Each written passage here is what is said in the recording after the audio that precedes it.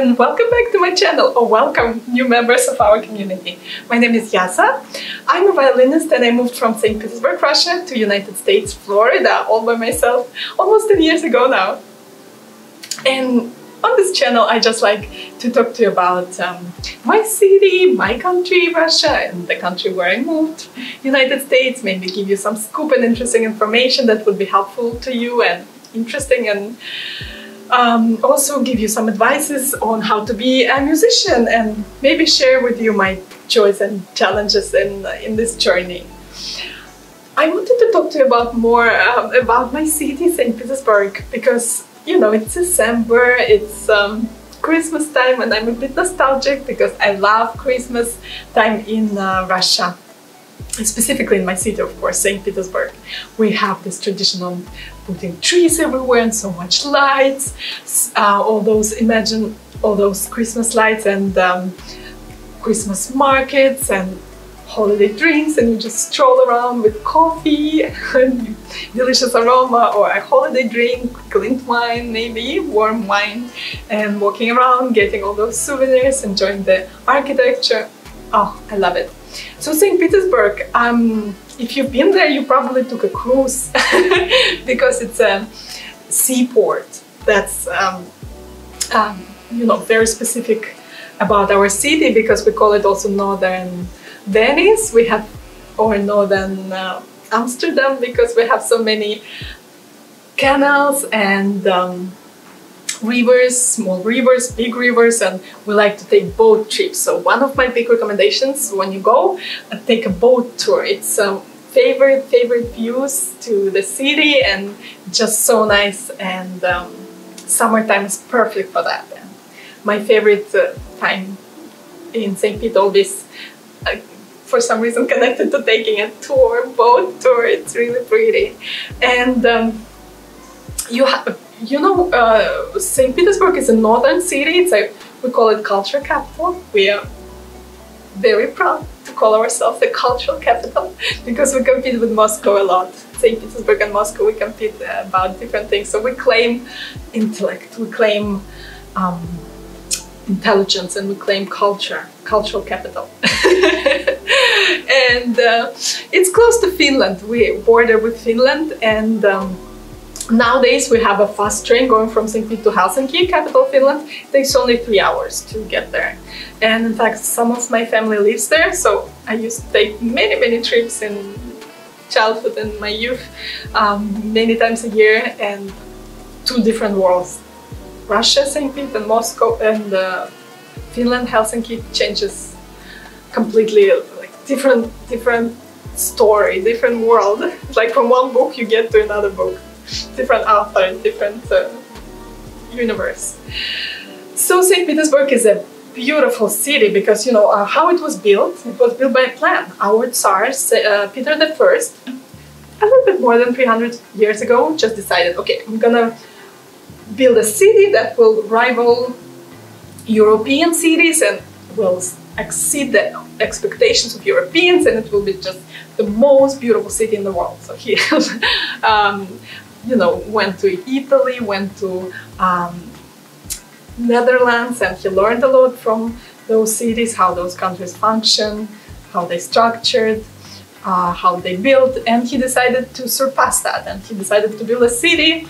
So originally it was built on a swamp. He just saw a good place geographically, not so much climate-wise, but geographically he said, oh, it's perfect, here it's gonna be my city. And he did it, he built a city.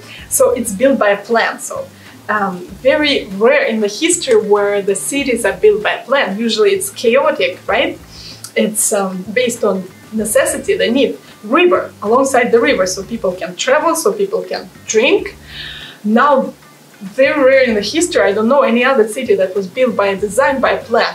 So there was a plan to have straight streets, certain height of the building. So even up to now in the center of the city, we don't build higher a certain level. So you can always see beautiful view from anywhere you stand, and you feel like you belong. It's not the feeling of, you know, when you get lost in New York with skyscrapers and amount of people and crowds, and you just traffic, you just feel overwhelmed, and you feel like it's all pressing down on you. Not at all the same in St. Petersburg, not at all. It's feeling of belonging, feeling of beautiful harmony.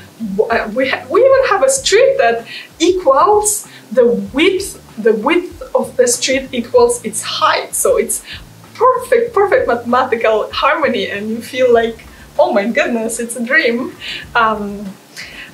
Plus, imagine, we have this longing for beauty, for the eyes in Russia and in Europe. We like to live in a beautiful surroundings, so our buildings will like beautiful architecture. The predominant style in St. Petersburg is Rococo in Italian. So Rococo means just curvy.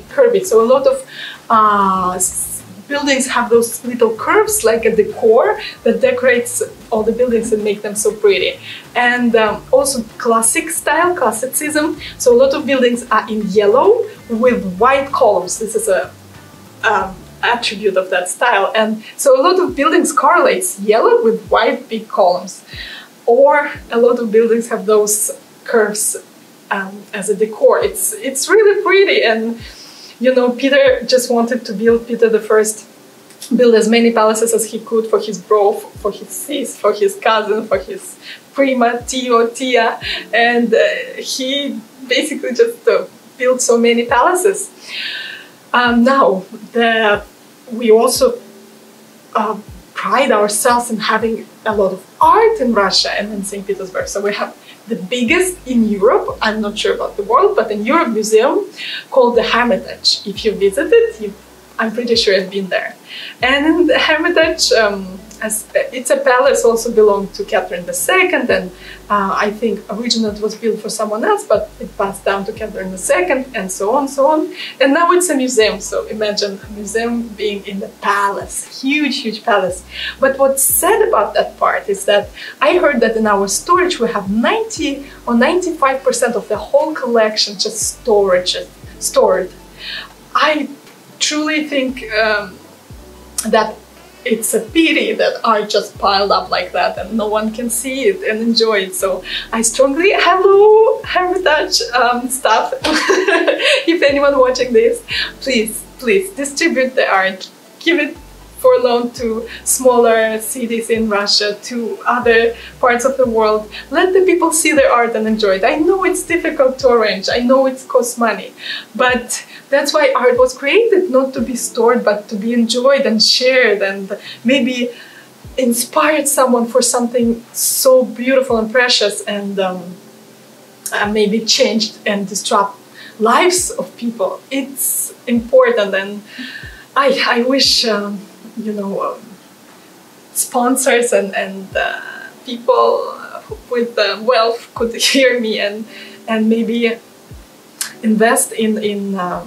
museums so they can have more exhibitions, have more relationship between museums, and you know, share paintings, share experience, have new exhibitions, have exchange. It's important. It's important. Arts need investments, guys. Arts is the most important part of our life, and it needs to exist. It needs money. Since it's not a money-making business, we just need to invest, we just need to donate, we just need to do charity. And I wish in my life, if I ever have enough income, I will make sure I work with museums to have more exhibitions happen in smaller cities where people don't have access to those big museums. Anyways, and we began theater in Russia and in St. Petersburg, so we have many theaters. And oh, last thing before I go, I wanted to mention, imagine whole summer it never gets dark. Like, you can read outside. We call it white night. So we have performances and concerts and theater performances starting during summer at 9 p.m, at 11 p.m, at 12 a.m.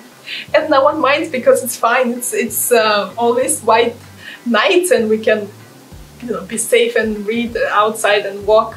We have, since it's a seaport, we have this tradition of bridges opening and letting the ships go through, and it's a famous dating tradition. So you invite your date for a stroll on a white night, and you just walk around our big Neva River in the center and just watch the bridges open up and the ships go through.